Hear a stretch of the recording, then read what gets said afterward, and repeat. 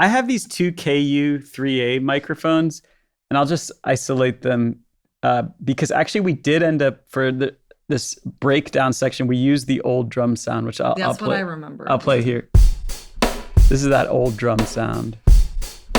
And I think a lot of the way that I get a drum sound is with these KU3A, they're called KU rooms in this. So these are two ribbon mics that are about like 6 to 8 feet apart.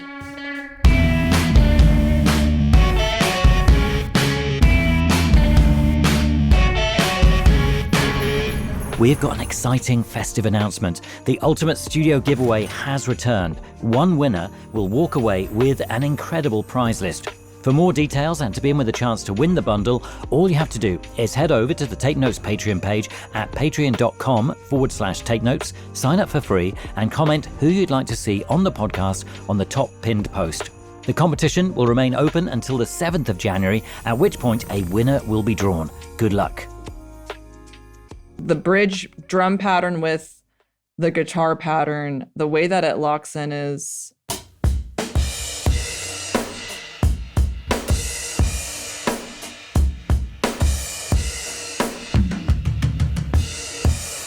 and then but the guitars aren't necessarily mirroring it. It's a little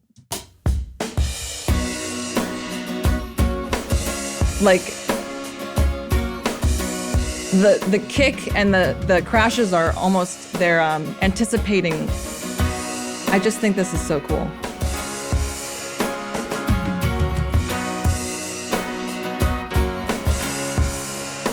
That to me, when because I think I would have done like followed the drums, you know, but it's cool how the two parts kind of meld together to me, and it really like made that part. Yeah, that to me is when we figured that part out, I was like, wait, this is some other shit. This is like so cool to me. But yeah. So I guess what happened next after that studio session together, when you realized, yes, we're really onto this, you know, we kind of got something sorted? We retracked the drums. That was, we did like a week at Valentine, where we retracked. But I kind of remember those drums, or no, maybe it was the drums for Now It's Time, the ones that we did. No, I don't remember. There's one set of drums that we kept from. Yeah, let's just talk about it real quick. So these are the drums at Valentine. I was slamming that snare. And then there's some things about the drum sound from my house that Danielle liked. Oh yeah. And one of them was the snare. Right. The snare. So we actually sampled our own snare. Yeah. That sounds so good. So this is a trigger of the snare from my house. And I feel like sometimes I really do get like, you know, demoitis when it comes to a drum sound, especially a snare. And there was something about that demo that I missed with the Valentine drums, but I think. And then additionally, Danielle was like, after we were listening back, Danielle was like, I still miss the way the drums sounded that were recorded in this room. So then we reamped the Valentine drums through we set up a couple mics just in this room right behind us. And so this is the drum reamp. So this is the sound of the drums that were recorded at Valentine, just playing in this room to sort of recapture that atmosphere that Danielle liked. It's interesting. I mean, what were you doing to the sound to record those sounds? I mean, are you miking it a particular way? Or, you know, what was the magic ingredient that made the drums recorded in Rostam's room better than the ones at Valentine? I mean, what was the big difference, and how had you done that? This episode is being supported by Tape It, the iPhone app made specifically for musicians. If you, like many of our guests, use voice memos, then switching to Tape It is an obvious choice. And now, Tape It has layering. This means you can record over your voice notes, try out top lines, stack harmonies, build up instruments, jam with yourself, and so much more. Layering is such an exciting addition to Tape It's long list of features to help you stay creative and organized, including the ability to record straight from your lock screen, set markers, add notes, and add photos of settings. You can easily import your old voice notes, sync to the cloud, and create shared playlists with co-writers and bandmates. So, head to the link below to install Tape It and use the promo code TAPENOTES to receive a whopping 20% off Tape It Pro. And now, back to the episode.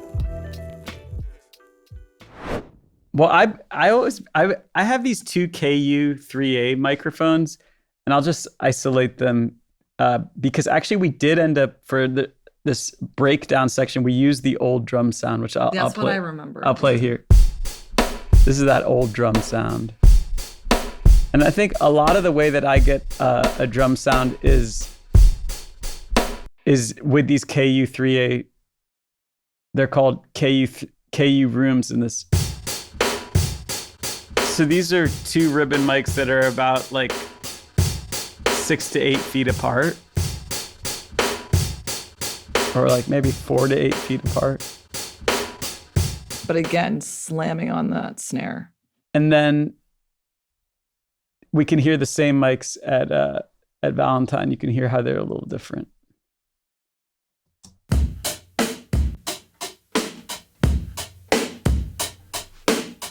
This definitely gives you that wide stereo image of drums, which I always love. But you can also hear how the room at Valentine is kind of like, it's especially designed to like record like big band. So it kind of like kills a lot of the atmosphere. There's way more atmosphere in this room. Also, you're always telling me like, or sometimes like I don't play the hi-hat when I'm hitting the snare, or I like, I play the hi-hat a little harder when I'm not playing any other drum. Yeah. Right on there. It's really interesting because it's such a subtle difference, and yet the Valentine sounds so much drier than Rostam's room. I mean, as a drummer, as a producer as well, Rostam, and do you have preferences on how drums are recorded and processed? I mean, you're looking for the magic sound. How do you get that? The king. He's the king. Well, yeah, I think part of being a producer is engineering, and when we go to a studio like Valentine or when we record here, I'm definitely extremely involved in how the mics are set up, and I'll bring my own microphone collection to another studio. I also have this outboard SPL transient designer that we brought to Valentine. So we were using the SPL transient designer like before we were hitting tape. And that was like new for this record. And I actually think it's in the bridge where you can kind of hear what that's doing.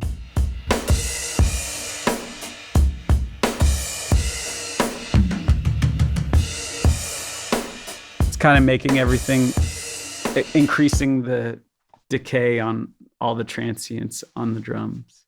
But yeah, I have a lot of different, like, I never do it the same way twice. People have asked me like, how do you record drums? And it's kind of like, to me, it's like, I don't follow like a recipe. I just kind of improvise. And it always sounds so good.